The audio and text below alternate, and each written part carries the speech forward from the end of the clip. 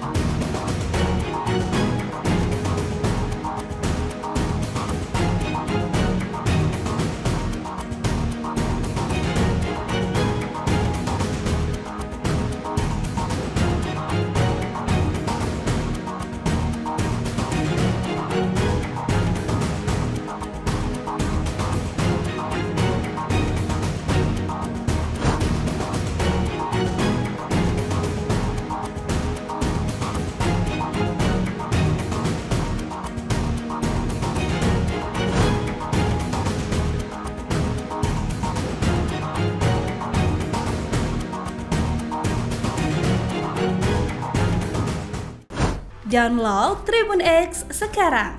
Menghadirkan lokal menjadi Indonesia.